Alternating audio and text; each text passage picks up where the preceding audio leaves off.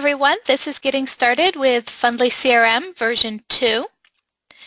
Today's webinar will be an overview of the system. I'm going to go through and show you how to navigate in the system, all the various components within the system, and then we're going to talk about contact records, kind of the anatomy of a contact record, how to enter them and how to work with them, and then we're going to talk about the financial areas, the invoices, settings within the system. When you first log into Fundly CRM version 2, this is your home page. This is the dashboard.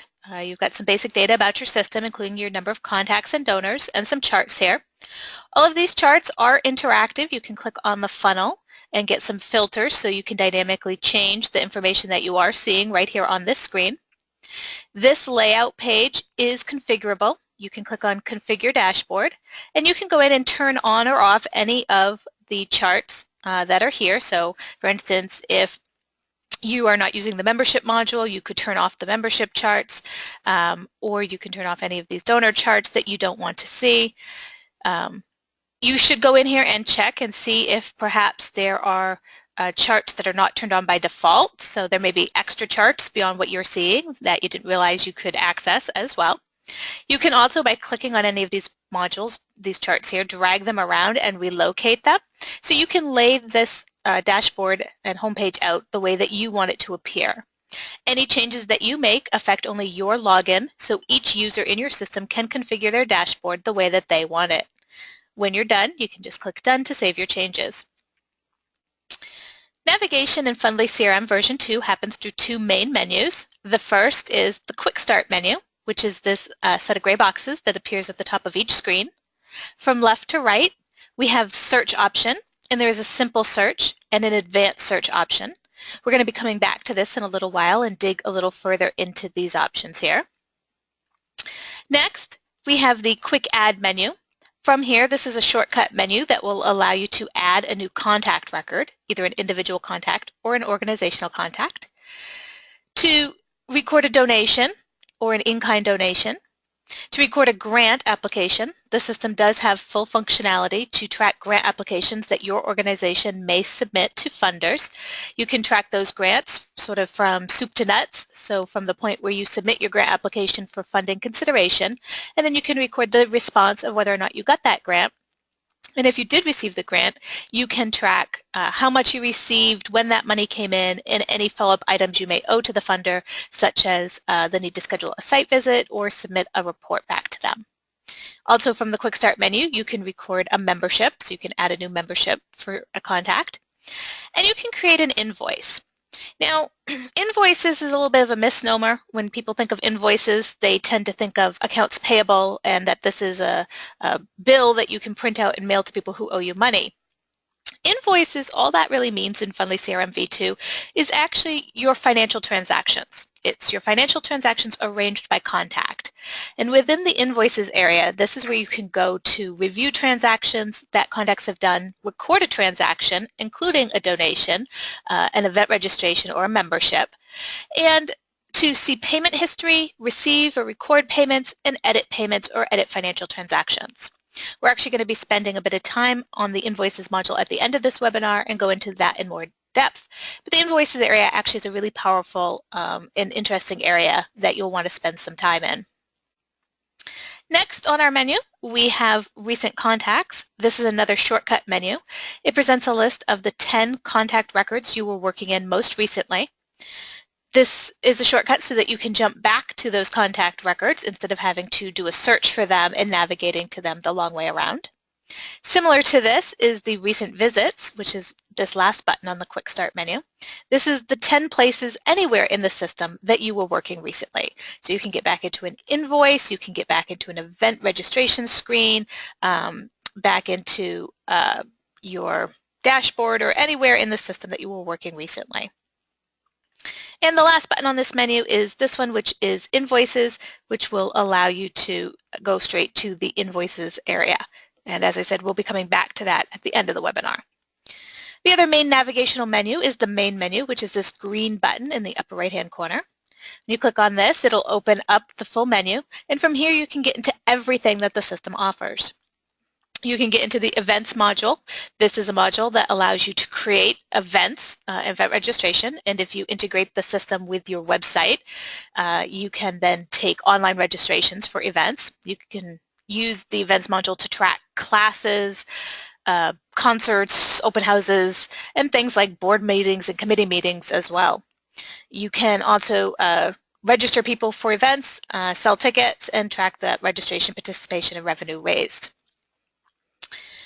You can get into your contacts, and under the contacts you can add contact records, and you can also go into manage duplicates. This is where you can set your duplicate prevention settings, so have the system kind of track and prevent users from entering duplicate contact records. If duplicates do get entered into the system, because it's almost impossible to entirely eliminate duplicates, under manage duplicates you can go in, review potential duplicate records, and merge any that are actually duplicates. So this is a good area to become familiar with as well. Under reporting, the system comes with default reports, which are system-defined reports that we've created and added to the system for you. Enhanced reports are custom reports that you can build yourself. The reporting module in Fundly CRM v2 is very powerful. You can do all kinds of really awesome things with it. Not just basic reporting, but you can do math inside a report, so you can get subtotals and percents and counts, and you can make your reports pretty. You can add formatting and color and pictures and make them very high-end and high quality. We do have a lot of tutorials regarding reporting in our support library, and we do encourage you to take a look at that. And we do a monthly basic reporting webinar, and we do have a weekly, every Monday, live reporting help session. So we offer a lot of support around reporting. Under communications, you have a whole bunch of options here. There is an in-system newsletter functionality, so you can send newsletters directly from inside the system. If you're recording donations in your system, Send Acknowledgements will let you send acknowledgement letters to your donors to thank them for their donations. Year-end thank yous are another type of donation acknowledgement that rolls up all the gifts that a donor has made in 1 year into one letter. So this is more like a year-end tax receipt sort of letter versus these are thank you letters for particular donations. Manage templates will allow you to configure the content of your newsletter or donation acknowledgement letters. So this is where you're going to go to set up those letters or those templates that you'll then use to pull into your newsletter and your donation acknowledgements. Labels and letters are print labels and print letters that you can generate from the system. So this is sort of like a Microsoft Word mail merge kind of functionality, where from within the system you can do a quick search for contacts, you know, everybody who lives in a certain place or everybody who attended a certain event, and you can pull out those contacts and configure them for labels or send them letters that you print out and mail. Under the membership module, you can track memberships, so you can set up different membership categories or levels, and then you can record memberships, and those could be free or paid, and you can manage all of that from within this system. The system also allows this benefit fulfillment if your members receive any kind of tangible goods or services for their membership. So for instance, if in exchange for becoming a member they get a keychain or a coffee mug, a bumper sticker, you can actually configure those items in the system and then keep track of who is owed those items and if you sent those items out or not. Under the fundraising category, we have our grants module, the donations module. We also have the ability to track pledges. Pledges are similar to donations, except pledges are promises of future money versus donations are usually considered gifts in hand. So if somebody promises to pay you every month, or they're going to give you $1,000 3 months from now, you can set that up as a pledge and track that in the system.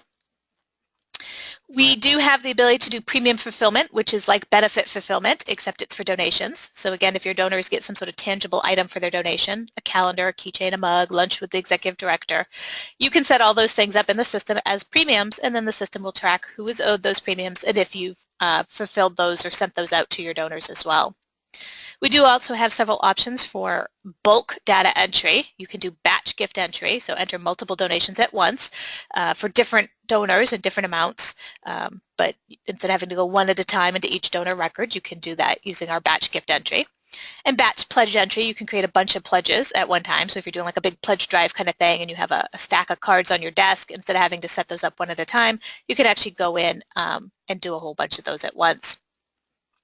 We do also have an import utility, so the system will allow you to import contacts and donors and donations. So you can use the import utility as well for that. Under this Pages link, this is where you will manage your integration between your Fundly CRM and your website, regardless of whether you're using one of our WordPress plugins or our Pages or more web. So any one of those three options will allow you to integrate your Fundly CRM with your website. And this is kind of the control panel for that. This is where you'll go to set up your pages. And there's also notifications and configurations that you can do that apply to the WordPress plugin and more web as well. This configurations menu is the magic menu where all good things are. As we go through today, and I'm going to talk about several of the configurations that you can do in your system, including almost all of the drop-down menus on a contact record and creating custom data sets, all of that is handled here on the configurations menu. So this is a place you'll probably end up spending a lot of time as well.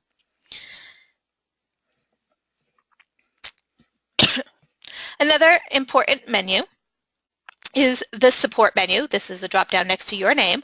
On this support menu, you will have a link to your account. This will give you access to the account settings, including the primary contact name and the address and credit card on file. If you ever need to update your billing information or credit card on file, this is where you'd go. The account area also is where you can go to upgrade or downgrade your account subscription, add paid add-ons like additional contacts or phone support, and where you can also set up users and user roles and permissions. On this support menu, you will also see a link to support. Clicking on this will take you to our support library, where we have many written and video tutorials for almost all of the topics within Fundly CRM. And we do have recordings of many of our webinars as well. From within the support library, you can send us a support ticket by clicking on Help, or you can always just email us at support@fundly.com. The last navigational menu is this little I menu. This one's often overlooked, but it's one of my favorites because it actually has some very powerful information here. One of the things we've done with Fundly CRM v2 is to speed up front-end processing to move processes that take a lot of time or a lot of processing resources and move them to be overnight processes. So these things do not update in real time, they update overnight. So this list is a list of the things that are overnight processes. So if you're ever working in the system and you're updating something and you're noticing it's not updating right away, the first thing you always want to check is this little I button to see if it's something that actually isn't meant to update in real time and instead will update overnight and be correct in the morning. Examples of this are when an event date passes and that event becomes an inactive event, it won't move to the inactive tab till the next morning. Ledger balances on contact records do not update until the next day, and processing smart tags. So that is navigation and how you get around inside of Fundly CRM. So now let's start talking about contact records. Now, before we get to the contact records, there is sort of transitional here between a navigational menu and a contact record, is the tasks and interaction menu, which is over here on the left-hand side. Within Fundly CRM is a super cool feature that I personally like very much, which is the tasks and interactions. And basically this is a to-do list. There's a built-in to-do list that you can use to record to-do items with your contacts. So for instance, perhaps you need to call a certain contact to follow up on services. Maybe they're a client and receiving some kind of counseling or ongoing support services and you need to call and follow up. Or you can use the to-do list just to track regular to-do items like pick up milk at the grocery store. So it's a very open-ended, very flexible piece of the system that you can use. Clicking on the little red box, this is your open to-do items. So this will show you a list of all your open items. This is entirely filterable, so you can actually filter this by the status and see not just your open items, but any that are marked as in progress, on hold, or completed. The type of to-do item it is, the status or the due date, so when is it due, the priority, and who it's assigned to. So you can actually see items that are assigned to other users, which is especially helpful if you're a manager and want to see what your subordinates have on their to-do list. And then you can also filter by whether or not this is just a general task or interaction or if it's related specifically to a grant application. Over here you're going to see a list of all of your items on your to-do list. And on any one of these, you can edit it or delete it. If I click on it, it will open it in the larger window on the right-hand side, and you'll be able to see the details of this. You can add notes simply by typing in here.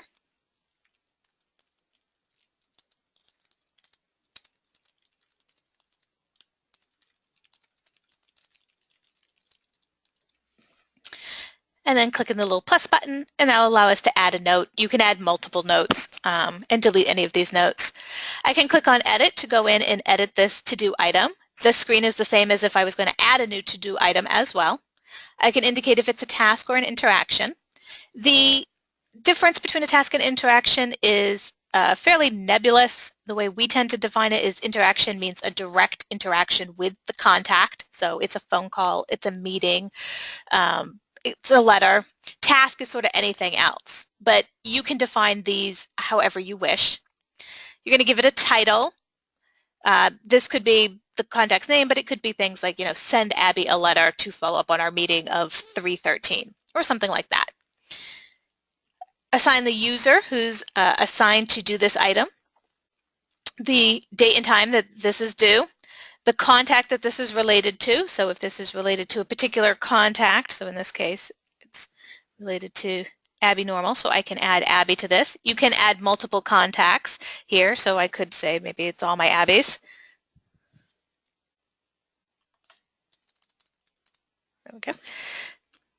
And then I could keep adding multiple contacts here. I can set the status, if it's general or related to a grant, the priority, and then I can also send myself a reminder. Set reminder, as long as you're logged into the system, this reminder will pop up on the screen at this date and time.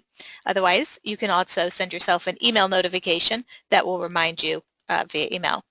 You can also set a follow-up. So for instance, if this was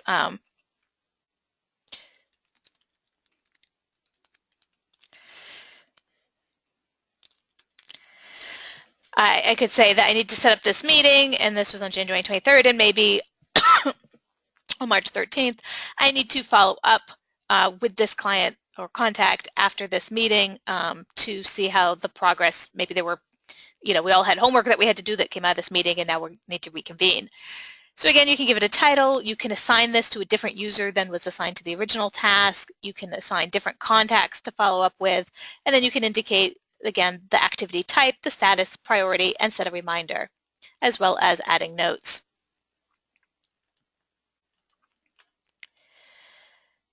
To add a new task or interaction from anywhere inside the system, all you have to do is hit this little plus button, and then this will allow you to add a new task or interaction.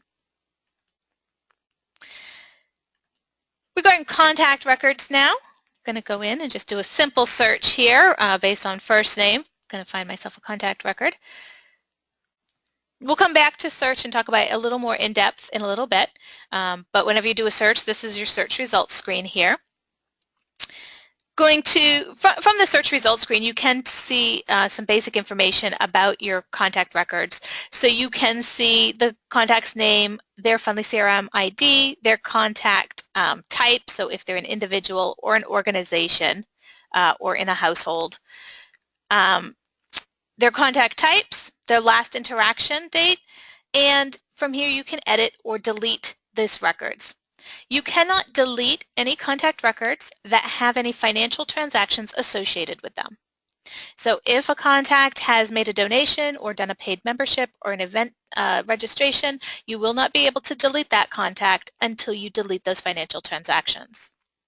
In general, we do not recommend deleting any contacts from your system because you will lose all of that historical data. So the only time you really want to delete contacts is if they're kind of boo-boo contacts that you don't really need, or there's no information related to them or no history there.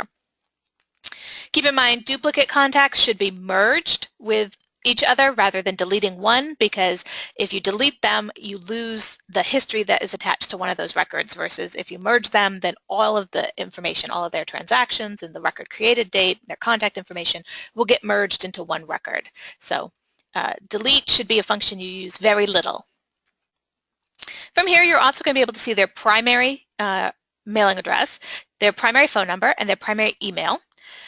If you have sent someone an email from inside the system, the and the email went through, the email will have a green check mark that says verified, meaning it's a good email address that works. If you've tried sending them an email address, email from inside the system, and that email bounced or could not be delivered because it was a bad address, the address will have a red X that says bad email. And if you have not yet attempted to send an email to this contact, it'll have a question mark next to it saying unverified, meaning the system doesn't know if it's good or bad yet. If we go in and take a look at a contact record in the anatomy of viewing a record, what you're going to see when you click into view the contact record is if you've uploaded a profile picture, which you can do, it'll show up here and you can see the contact name and their ID, their last modified date and who did that. You're going to see primary relationships, spouse, partner, and children here on this line. All other relationships are here under the relationship tab.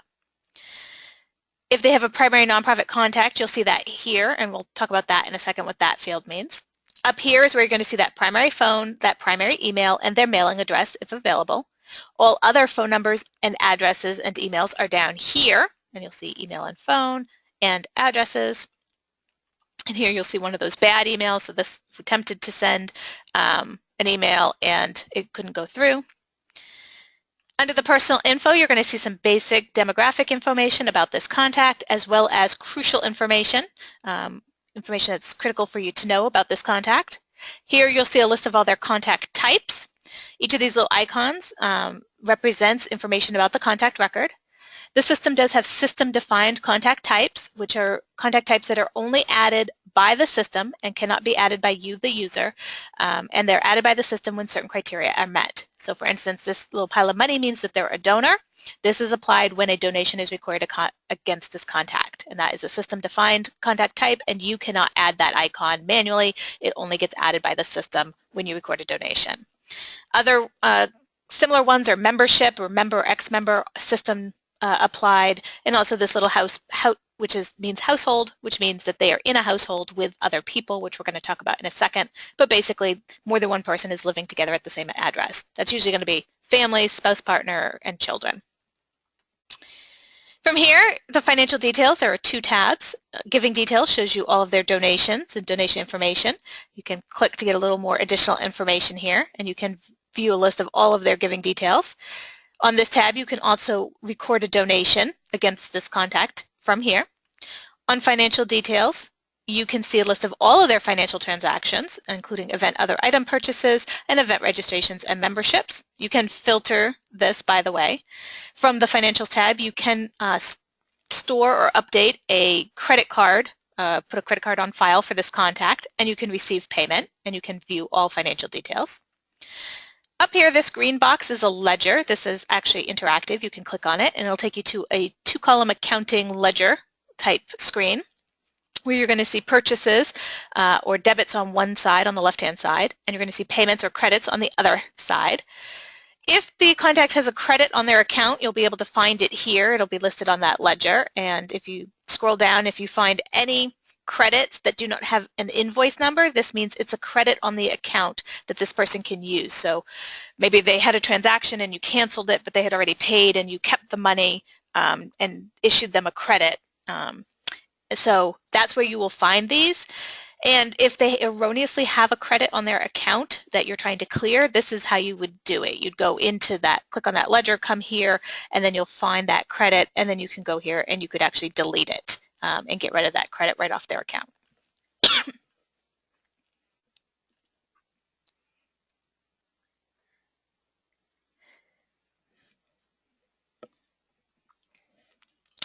As we scroll down, next you're going to see tags, and actually starting very shortly, I believe mid-March, there's going to be a new function here called Wealth Profile. So there's actually going to be information about somebody's past giving history pulled from a company called Donor Search. So you're actually going to be able to see that information if the system was able to find them. So it'll be information about their past giving history and their average gift amounts and what kind of things they've given to, et cetera, et cetera. So that actually will appear here in this part of the screen. Below that, you're going to see tags. Tags are keywords that you can add to a contact record to help sort of divide them into categories, indicate relationships that they have to your organization or to other organizations, etc. There's two types of tags in the system. There are manually defined tags that you manually add to a contact record, and then there are smart tags, which are a set of rules that you can give the system for when it will automatically apply tags to contact records for you. To give you an example of how that works, I actually worked for a nonprofit. I was a client of Fundly CRM, and one of the things my nonprofit did was we built affordable housing. And we also had other programs and services like adult education, and we wanted to track whether the people who were living in our affordable housing units were also coming in and getting our other programs and services. So we applied a tag to contact records to indicate that they were residents or tenants of our housing.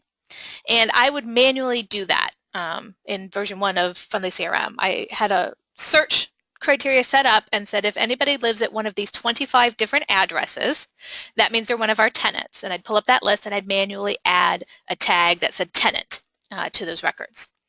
With Fundly CRM v2 with a smart tag, I actually could have given the system that search criteria and said, okay, anybody who lives at one of these 25 addresses, please automatically apply the tag tenant for me.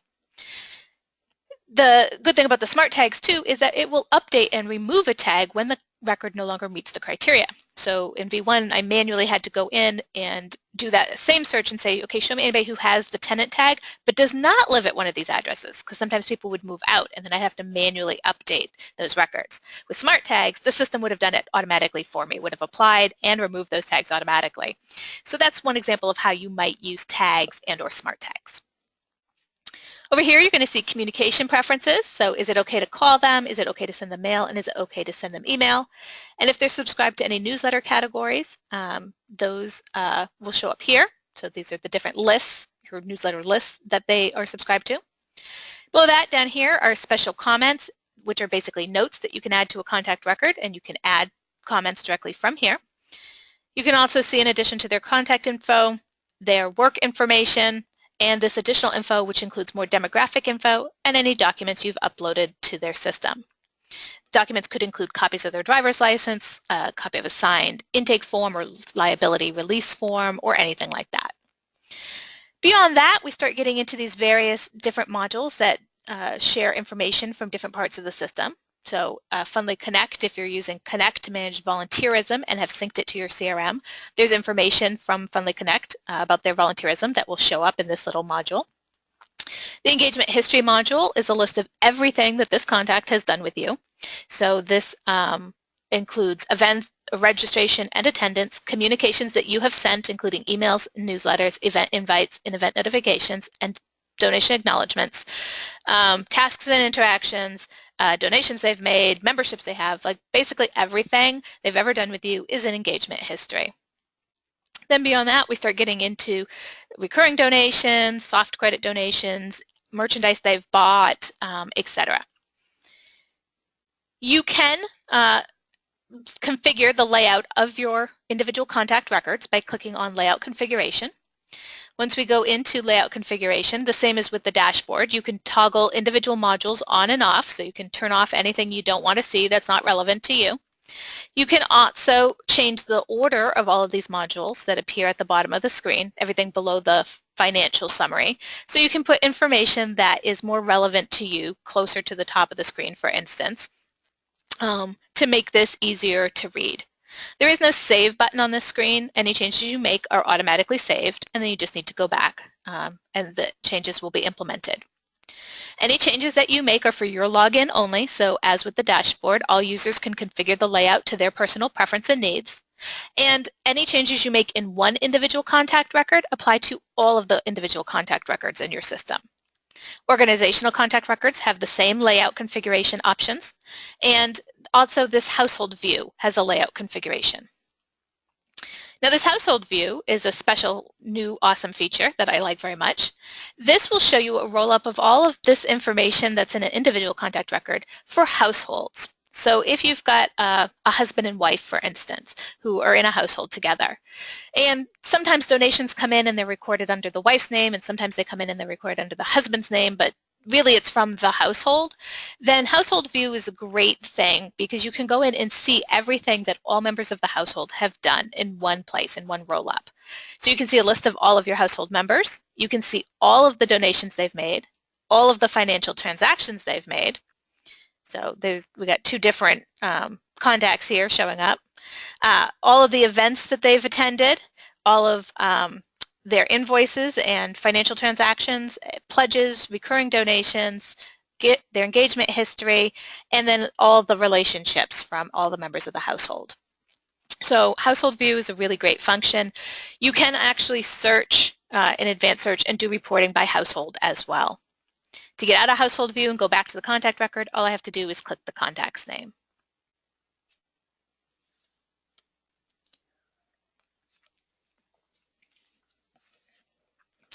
In terms of adding a new contact record to the system, there's two different ways to do it. You can do add individual, which will take you to the full add screen, which will allow you to enter all of the information that you're seeing here, or you can go from the quick start menu and add individual. If you add individual from the quick start menu, you're going to get the quick add menu, and this is the only information it's going to ask you for. The only information that is required to add a contact is first name and last name. If you want to get to the full add screen to be able to add things like relationships, tags, the other phone numbers beyond the primary phone number and email address, the work info, all of that, you can do that from Quick Add by clicking on Add More Info. Or you could have just gone to the full add screen in the first place. So if we go ahead and we're going to start a new contact,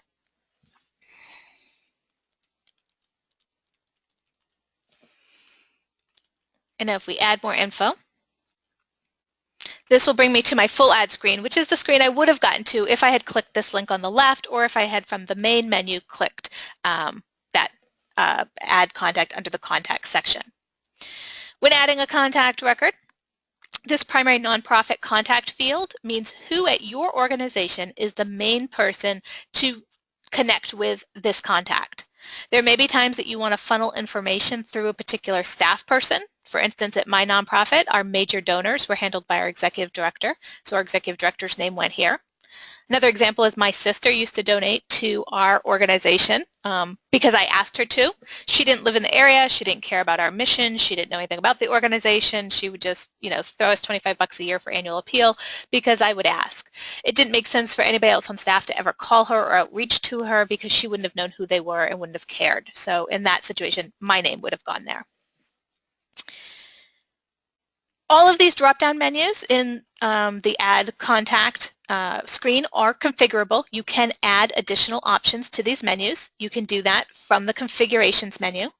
Configurations is also where you will go to configure your smart tags, by the way.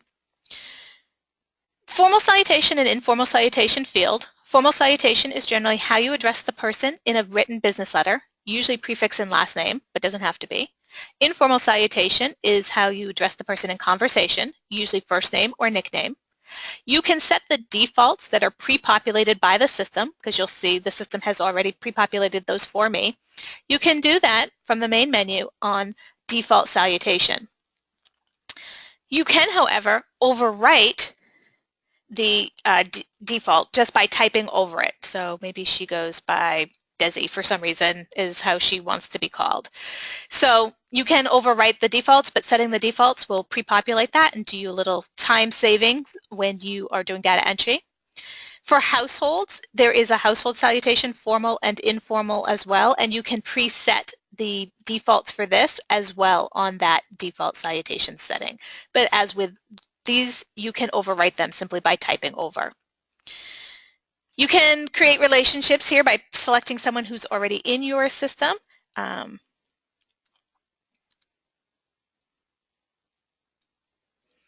So I could pick somebody that's already in the system and then indicate the spouse partner. On this tab, the personal info tab, the only relationships you can create are spouse partner and children. Additional relationships, including grandparents, siblings, parents, neighbors, emergency contacts, are configured on the relationship tab.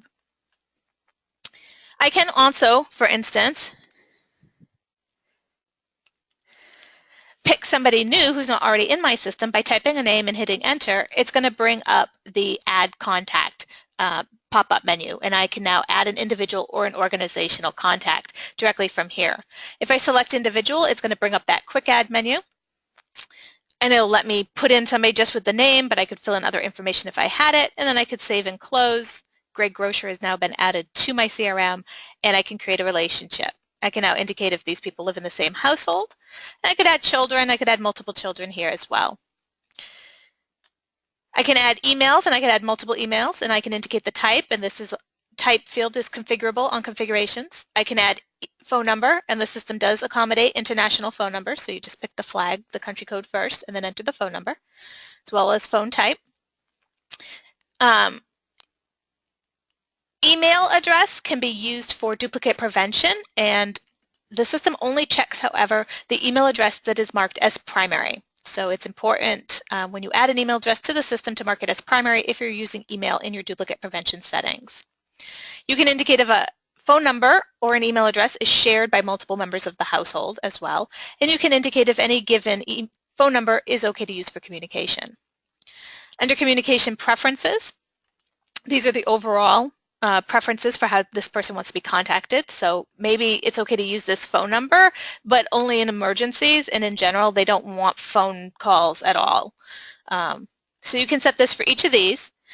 In Fundly CRM V2, it is very, very, very important that the send email communication preference be set to yes if you want to be able to send this contact any kind of email communication. You cannot send a contact any type of email communication, including a donation acknowledgement letter via email, a year-end thank you letter via email, a newsletter, an event invite, or an event notification if their send email communication preference is not set to yes. If it is set to no or not set, then you can't even subscribe the person to your newsletter, and you cannot send them any email communication from the system. So this must be set to yes. And once it's set to yes, you'll see I can pull up my different categories here. Newsletter categories are created on the configurations menu. You can set certain categories to be auto-subscribed, which means if you enter an email address and set this to yes, then the person will automatically be subscribed to that newsletter category or list, which can be a big time saver. If you're adding lots of new people to your system and you know everybody should get your newsletter or a particular newsletter, then you can set that up as an auto-subscribed. Otherwise, they become manual checkboxes that you can toggle on and off manually. Here's where you can enter tags. You can configure tags on the configurations menu, or you can create them on the fly as you're doing this data entry just by typing here. So I can click in here, get a list of my pre-configured ones, or I could start typing and I could add a new one. Here's where you're going to enter demographic information. All of these drop-downs are configurable on the configurations menu.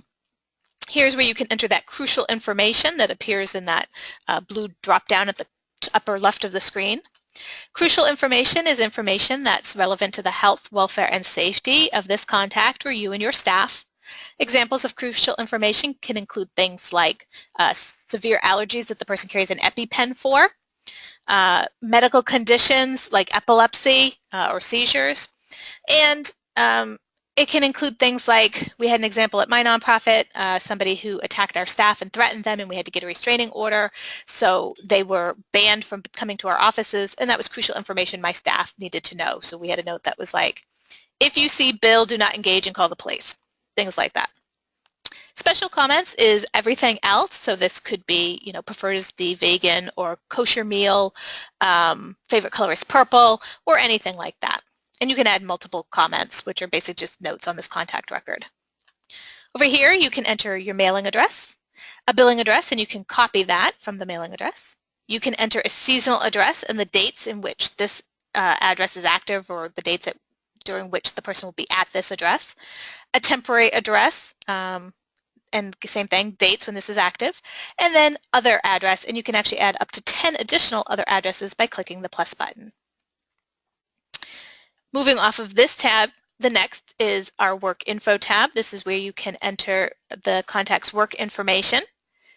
You can select from existing organizational records that are already in the system, and you can add the person's job title and what you'd contact them for and if they're working here or not. Or you could add a new organization just by selecting the information, typing the information, hitting enter, bringing up that add contact pop-up, and then it's going to let you add a quick add an organizational contact record. You can save the information, and then you'll be able to add that to this record. In the relationship tab, this is where you can add those additional relationships beyond spouse, partner, and children. So you can pick from existing contacts or add new contacts, choose a relationship. This relationship dropdown is configurable on the configurations menu, and you can indicate if these contacts are part of the same household or not. Custom info is custom data sets that you have created. Custom data sets allow you to add additional fields to your system. So if there's data that you want to collect or need to collect and there's no place to put it, you can actually create fields for it. Each custom data set that you can create multiple sets, as you can see here. There's sort of no limit. And each data set can have multiple fields. Let's see what we got my demo system here today. Well, they seem to have just one.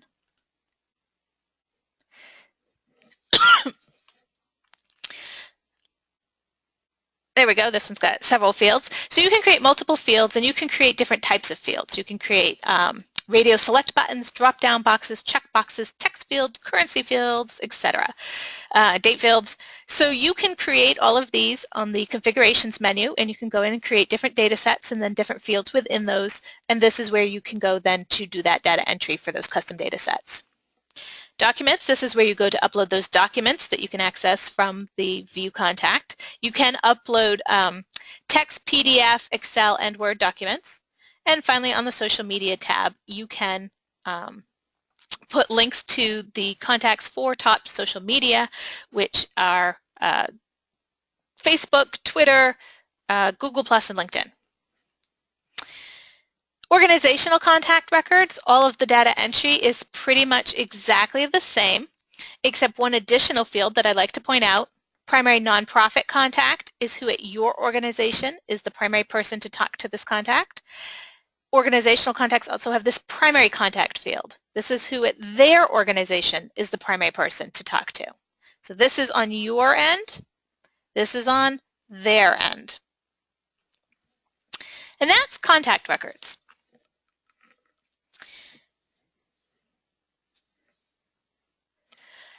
When working with contact records, and going back now to search, once we've created contact records and we want to retrieve them, we've got a few different options.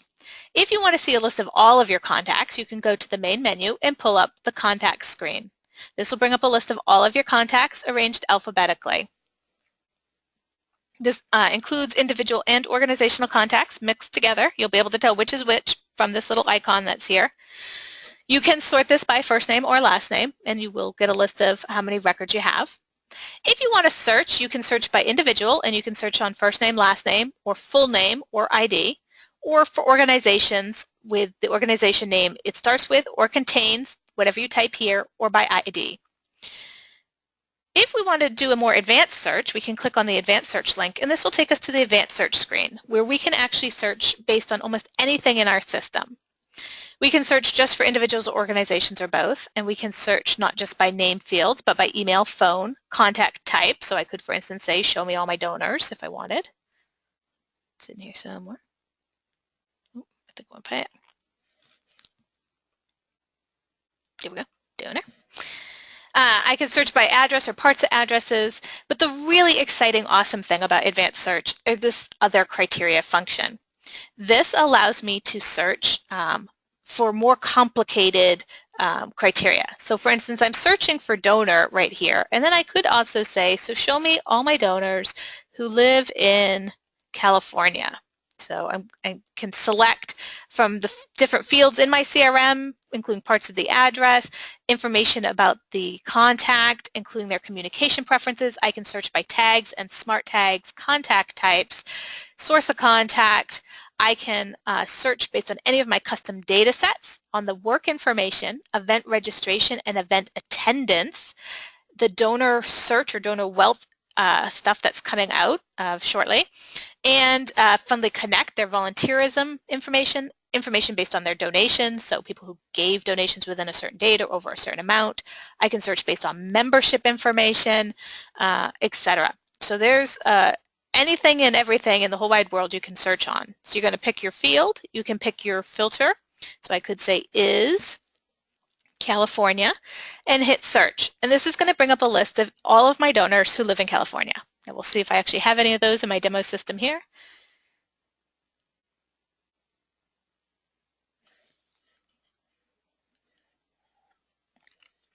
And I do. I have 96.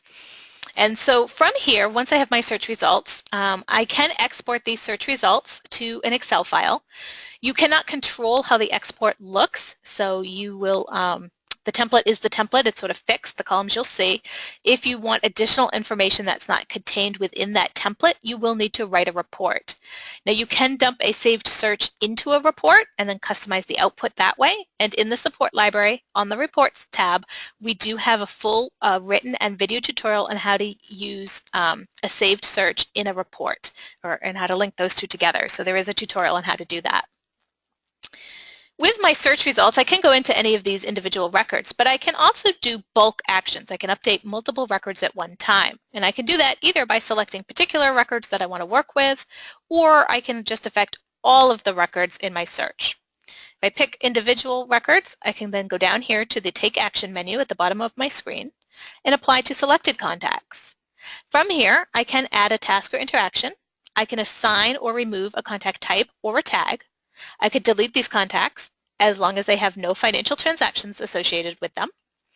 I can send them an email. I can update their communication preferences. I could merge anybody who's a duplicate, and I could subscribe them for my various newsletter categories. For all contacts, I don't have to select those. I can just go to the All menu. I can do all of those things that I just listed on this previous menu and three additional things. I can also accidentally got too excited and clicked there. I can generate year-end thank you letters, labels and letters, and I can export them to MailChimp as a MailChimp segment. If I go back to my advanced search, I can go back, I can click this update search and go back and get into my criteria, but I'm going to go back this way because I want to start a new one from search. Now the other thing you can do with saved advanced searches is you can actually save a search. So you could set up your search criteria and save it. So back to my example of our tenants that, every couple of weeks I needed to run the same search and find all the new tenants who had moved in and update them, and then find all the tenants who had moved out and untag them. So in that case, my criteria, because it was 25 addresses that I had to enter each one on a separate line, it took a long time to set it up. So I didn't want to have to set it up from scratch every 2 weeks. So the system gives you the option to be able to save your search criteria, and then you can just run it automatically without having to set it up every time. To do that, when you're creating a search, all you have to do is give it a name.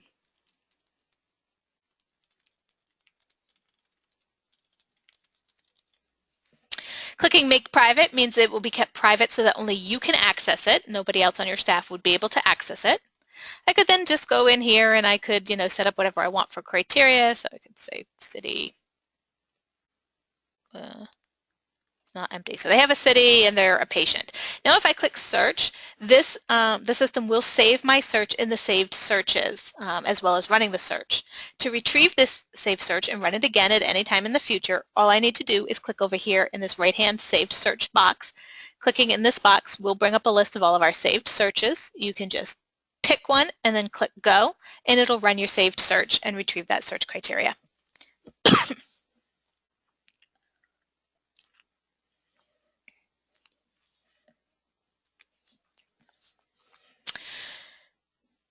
If we want to very quickly, we'll pop over here to manage duplicates and talk about duplicate prevention settings. So here is your manage your duplicates, where you can go in and merge duplicate records if you find them. So if the system finds a couple, you can view the details side by side.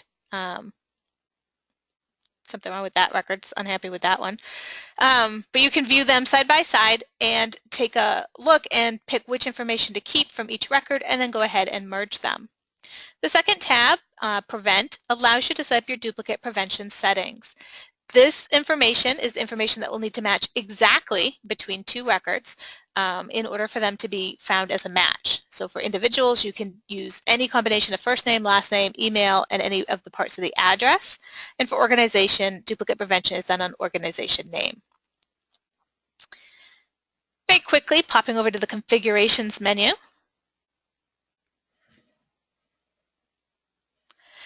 This is, like I said, where all the good things in the world live, is configurations. So in here, there's different categories of configurations that you can set up. The contact info one has all of those drop downs we talked about, including relationship types, marital statuses, ethnicities. Here's where you're going to find your newsletter categories. Clicking on this is where you're going to go to create those different lists. You don't have to have different lists. You could have just one general, everybody gets the same communication or newsletter, but some people like to have different categories, so you might have newsletters that go out to just your donors versus general news, versus you may have one that goes just to members versus one that goes to vendors or partners, etc. You can set those up. All you have to do is just give it a name and then click whether or not you want it to be automatic subscription, which means if the person has email and you set their communication for email to yes, they'll automatically be subscribed to that category. And then you just have to click add.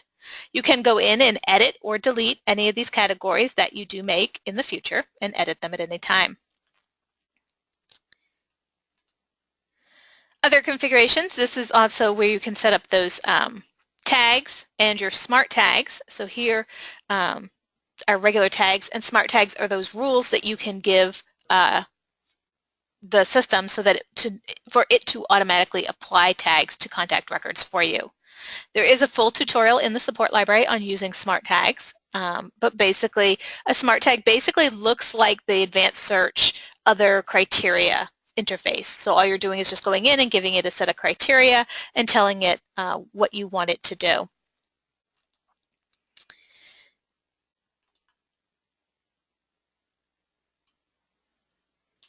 Also on configurations here, this is custom data sets. This is where you can go in to create those custom data sets. Save searches, this is where you can go to delete any of your unwanted saved searches that you've wanted.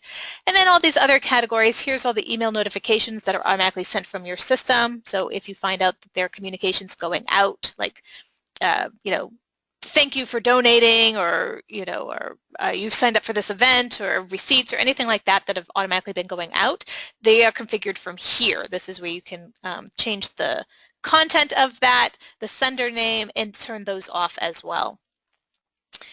And then some of the other configurations that you'll need to do, some of these financial and fundraising ones, which are required prior to taking donations. I covered these in more depth in a webinar called Configuring Your System for Donations Configurations. Plus, we have some recordings of those webinars and tutorials as well. So that's where all of these are set up.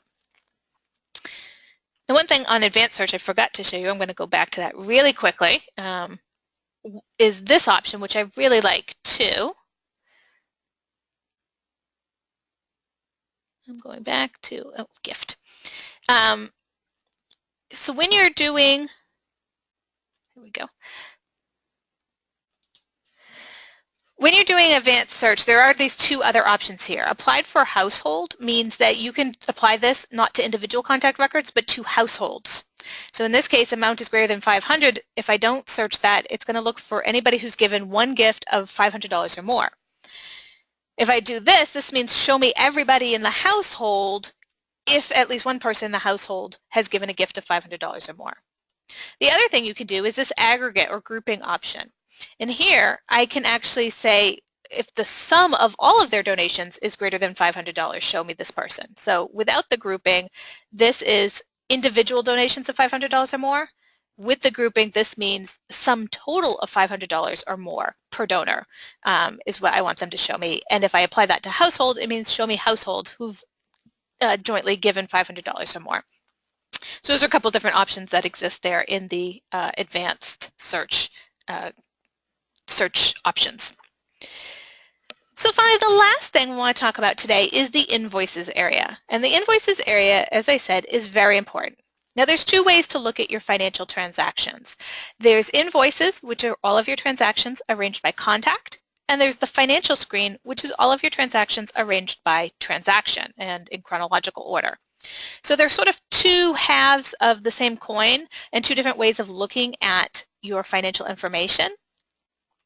The invoices, the financial screen really only is a static way of looking at the information. You can filter it, but you can't really manipulate the transactions. If you want to manipulate individual transactions, then you're going to need to do that from the invoices area.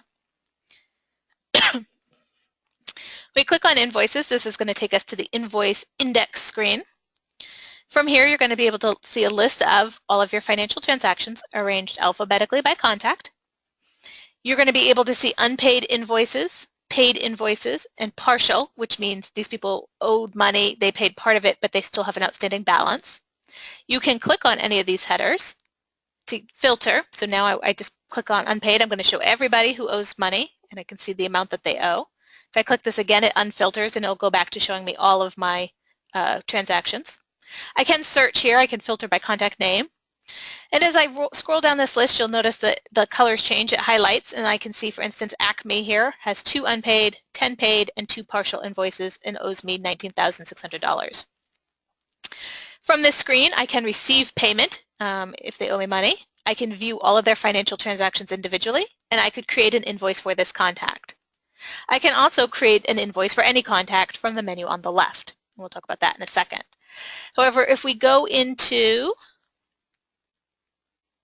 let's see, we'll go into Abby here, and we're going to go in and we're going to view all of Abby's individual transactions. What we're going to see here is all of Abby's transactions arranged chronologically, first by unpaid, all grouped together, then by partial, chronological, and then finally paid in chronological order. And you may have multiple pages here, and you can change the page size, how many load. For each of these individual transactions, I can receive payment if money is owed. I can view the details of this transaction. I could edit it, and I can delete it.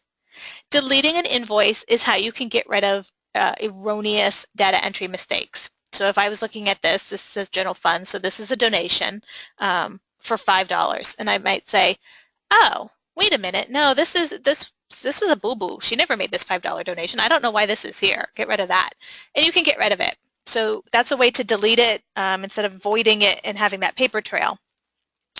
Keep in mind that deleting gets rid of the paper trail, which means your accountant / CFO is probably not going to like you to do that unless it really is an erroneous entry.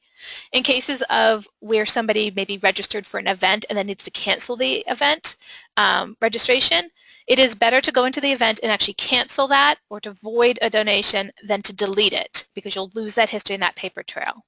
So again, be judicious in your use of the delete button because you do lose information and you don't keep that paper trail. And when it comes to money and finances, your auditors don't like it when you delete paper trails. So I could go here, I could click receive payment for this. If I needed to edit, if I go, oh, this wasn't $100, maybe this was $1,000, I could go edit and get into this invoice. I can click on general funds here to see it, and I could actually change the amount of the gift.